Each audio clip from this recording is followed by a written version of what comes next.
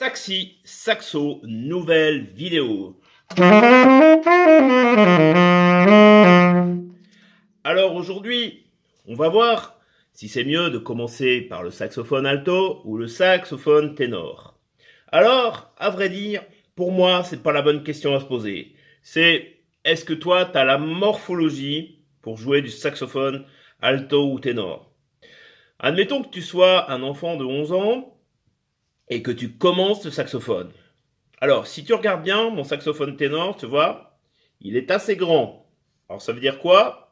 Ça veut dire tout simplement qu'il faut mettre plus d'air. Il faut mettre plus d'air dans le saxophone.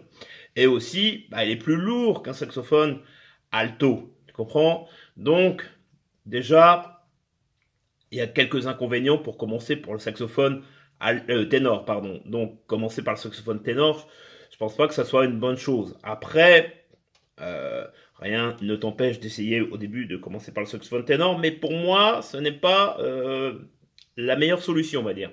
Et le saxophone ténor, si tu regardes bien, donc il a une hanche beaucoup plus grande que les autres, tu vois, que le saxophone alto, hein, donc c'est une hanche plus grande et plus chère, évidemment. Alors, aussi la grosse différence avec le saxophone alto, c'est que c'est pas la même tonalité, tu vois. Le saxophone ténor, lui, il joue en si bémol, comme la clarinette, comme la trompette, etc., etc. Donc, euh, évidemment, le saxophone ténor, c'est pas la même tonalité que le saxophone alto.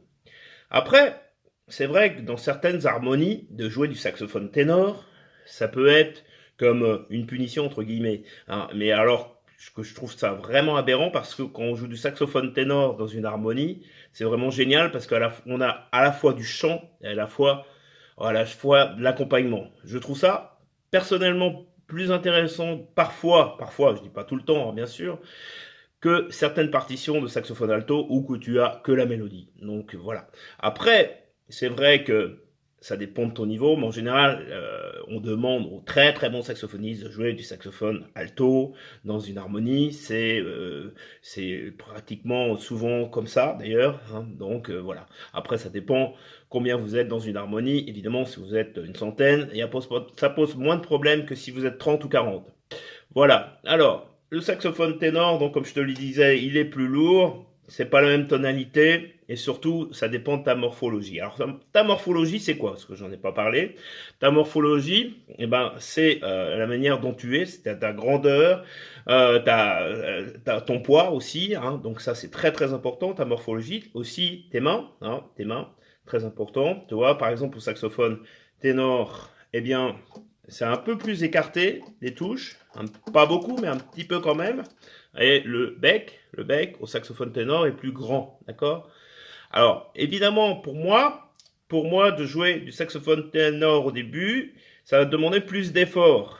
Donc déjà, te focuser déjà sur l'apprentissage et en plus sur le poids et de remplir le saxophone d'air, ça demande beaucoup, beaucoup, beaucoup d'efforts. Donc je pense, et après ce n'est que mon avis, hein, je pense que c'est mieux de commencer par le saxophone alto. Et encore une fois, je dis que c'est que mon avis. Je sais que les avis diffèrent à ce sujet-là.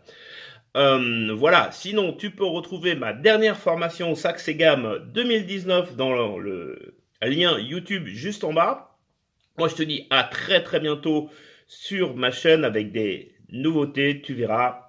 Je te dis à très très bientôt, à demain. Salut les amis, à bientôt.